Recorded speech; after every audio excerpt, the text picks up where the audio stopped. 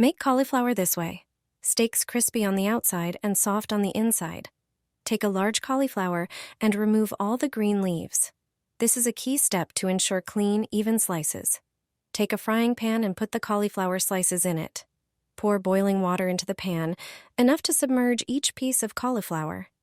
Cook the steaks covered for about 5 minutes. This will make them perfectly tender. Take a plate and mix flour with your favorite spices. I use paprika, black bell pepper, and garlic. In a separate bowl, crack the eggs and scramble them. Coat the cooked cauliflower slices thoroughly in the flour and spice mixture. Then dip it into the beaten eggs.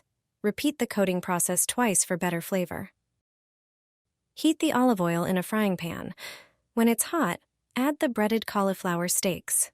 Make sure there is enough oil so that the sides of the steaks also fry. Fry each steak for about 4 minutes, until golden and crispy. For extra flavor, top the steaks with sweet bell pepper slices and sprinkle them with grated cheese. This is a fantastic alternative to traditional meat dishes. Cauliflower steaks are tasty and are made very efficiently.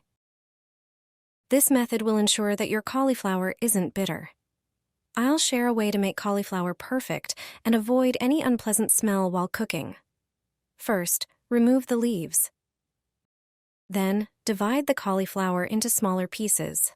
Take a bowl and fill it with water. Thoroughly wash all the cauliflower pieces in the bowl. Fill a pot with water and add a teaspoon of sugar. This will keep the cauliflower snow white and eliminate any bad odors during cooking. Next, put the cauliflower into the pot and cook it for 8 minutes.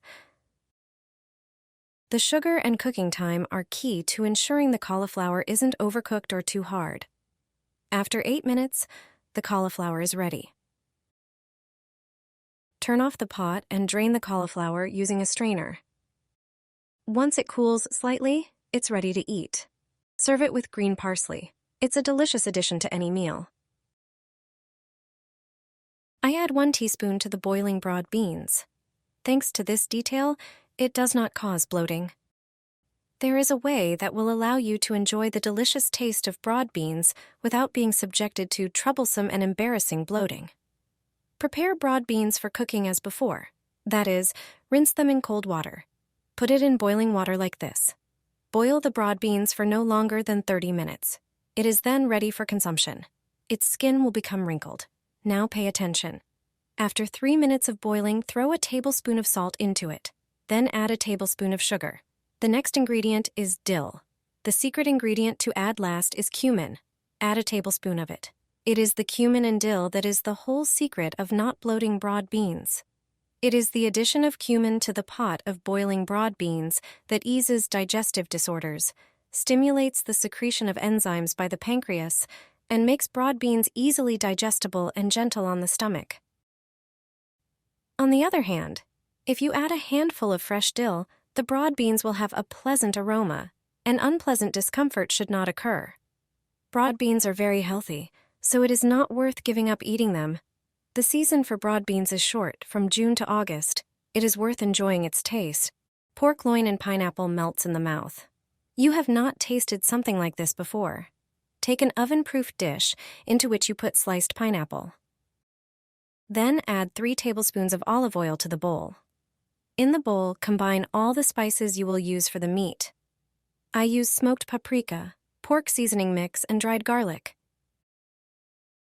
Rub this aromatic mixture on the pork, making sure the meat is evenly coated. Now, take the smoked bacon slices. Lay the strips of smoked bacon flat on a board so that they slightly overlap.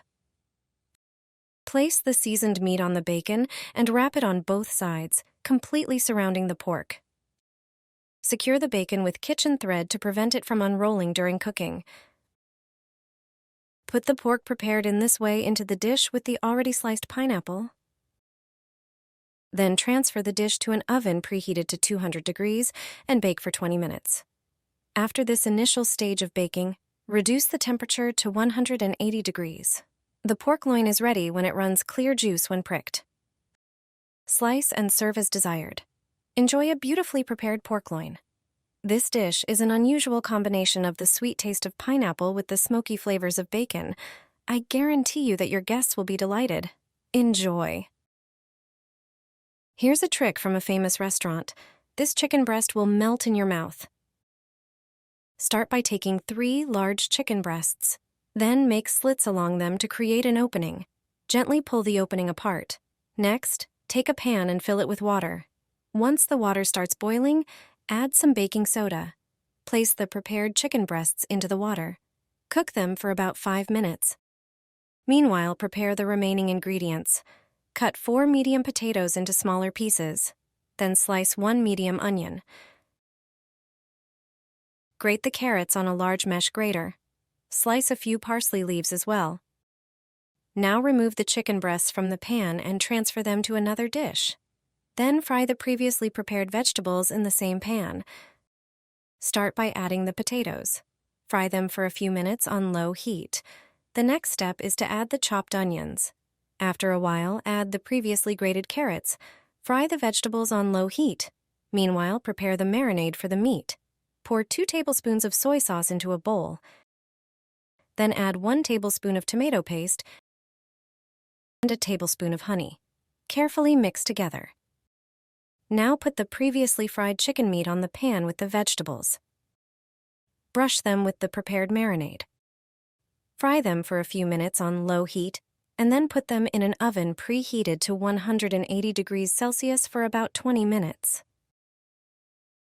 After this time, the vegetables and chicken are ready. Juicy chicken breasts with vegetables is a perfect dish that melts in the mouth. Here is a tried-and-true recipe for a nutritious dinner. Start by cutting toast bread into small cubes, just as you usually do for croutons. Don't throw away the crusts. Instead, cut them into smaller pieces.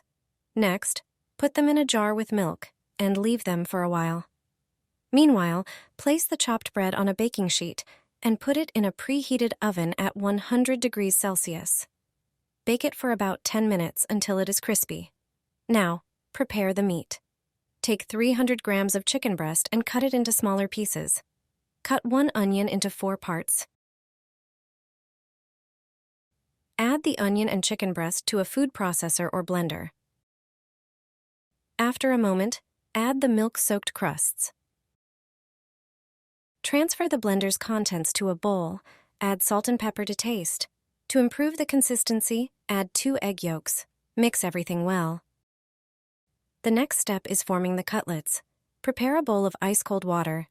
On another tray, place the pre-toasted bread and the meat mixture. Wet your hands in the water and take a bit of the meat mixture.